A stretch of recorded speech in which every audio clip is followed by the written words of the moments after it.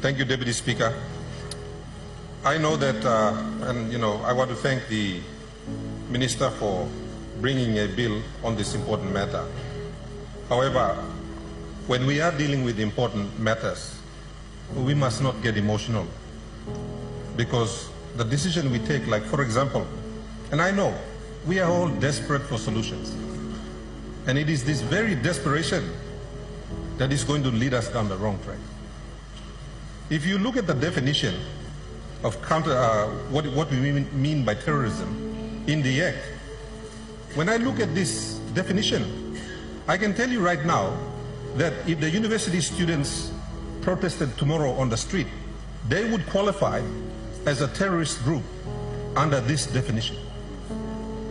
The students at university would qualify under this definition. We have to be responsible.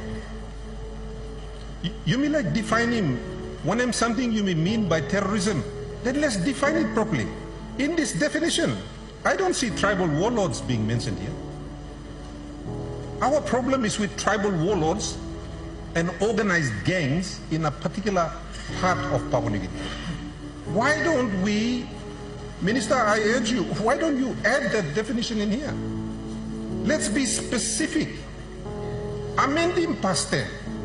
Let's target the groups that we know are causing problems. No can put in one broad definition where right now, any of our student groups, they qualify as a terrorist group based on this definition. Now, I'm not going to stand here and support a new law that could endanger university students or trade unions for that matter. I don't think that's good enough. Who drafted this thing? How? Were enough groups consulted? Did we consult, for example, the trade unions in drafting this law? Who was consulted? Were the police consulted? Were senior policemen consulted in drafting this? Or did we just get a group of members of parliament, you may sit down and you may draft in this one? We've got to be responsible in managing a country. Leaders, this is not a tucker box we are running. Me porati alo passive kind law where you could, it's up to the minister to determine who is an authorized officer. My God, that's the second problem with this. You should take out members of parliament, politically influenced persons, entirely out of this bill. The police commissioner should not be taking instructions from anyone.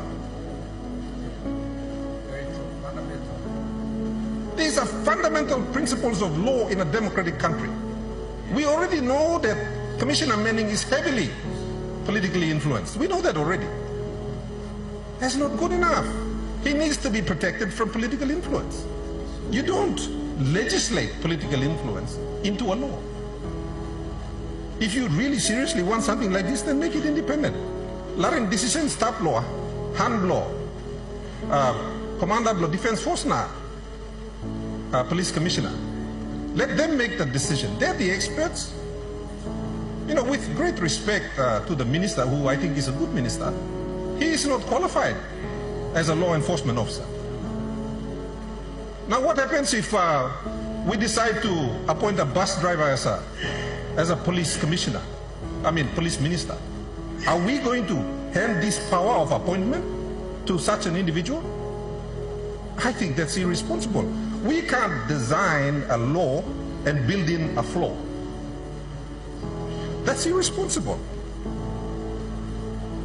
Deputy Speaker, I want to support a law that actually will give us results. And let me ask another question.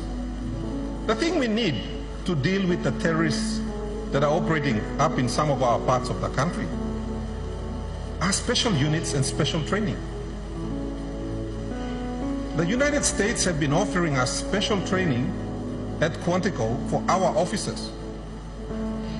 Are we taking up those offers to have our people trained in some of the best places in the world? Amaspla, policeman or defense force officers, you misalim go Peninsula America, no kizim this training. Or by me passing law past them na. Behind you me by thinking whether we send our people there or not.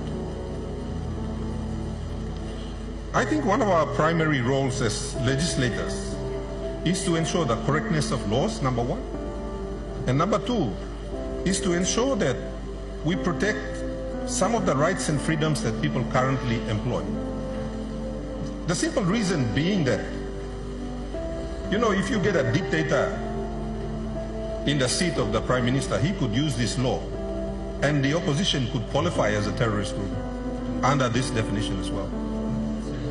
We qualify as a terrorist group right now. And I say again, Papua New Guineans are watching all of us on camera. They're watching us. So I urge us to be cautious. Yes, we are desperate for solutions.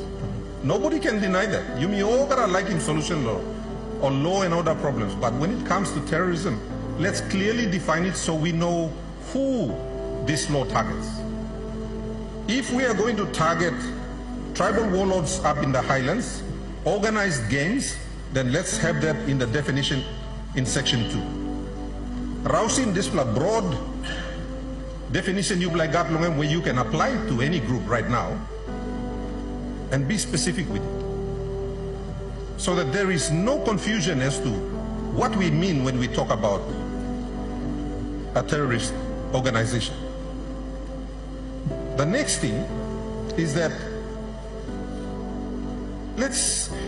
we've spent what, 400 million so far building the capacity of the police force.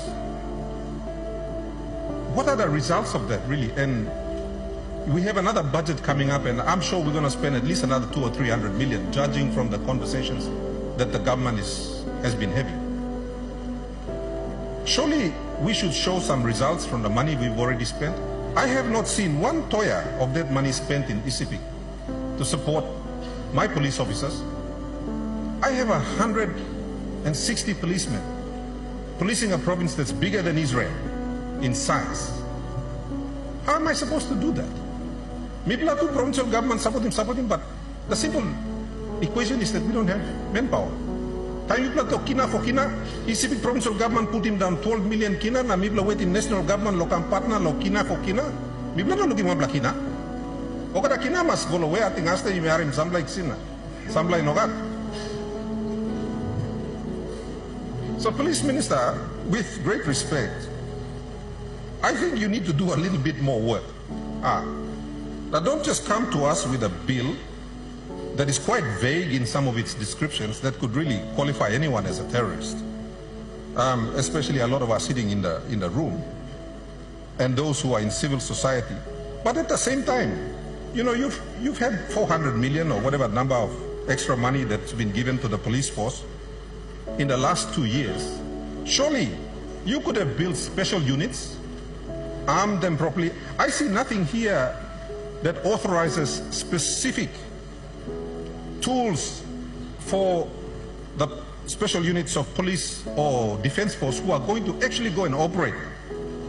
I think they should be specified in here. What sort of weapons, what sort of tactical gear, what sort of, are we going to give them drones, helicopters?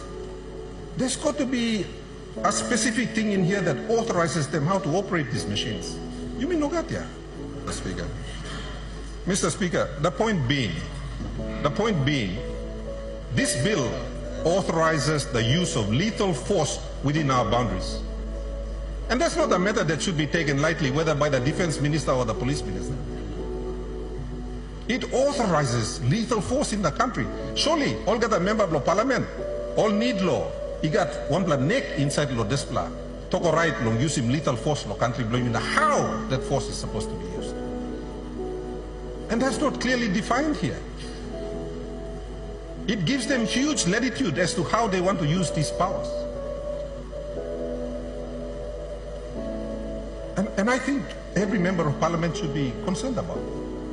Yes, I want to see the terrorists taken down, especially these warlords that are targeting young women and girls. I've spoken on the floor about that, but I want to see you all do a good job of it. Don't bring in a half-baked law that is all over the place. Now suppose you may pass him. My goodness, we don't even know if the police have the ability to operate this law. Law province blomi. Police arrested 890 people and charged them, put him on Lokarabus in the last 6 months. I had a good member for Wabek say, not one single person has been arrested in his province. How is that possible? How is that possible? And you are bringing a law where I think should target people in his province, operators in his province. What gives the police special ability to make the arrest that they can't do now? What in this law gives them that ability? What special tools? Nothing. And you remember passing law tasona, you may remember but feel good or say, yes, we've passed another law. But then we are going to wait and then we are going to complain again 6 months later that nothing is happening. I don't think that's good enough. So respectfully, Mr. Deputy Speaker, me request of him, Minister, withdraw him this bill, go back now. Do some work on it and give us some background as to why it is you want to do things like this. Don't just bring the law. Give us the background to it. And then come and ask for the leaders of Papua New Guinea to give you the authorization so you can operate with the little force you need to bring safety and security to our vulnerable communities. But before that, you need to make some amendments to this bill, Mr. Deputy Speaker. Thank you.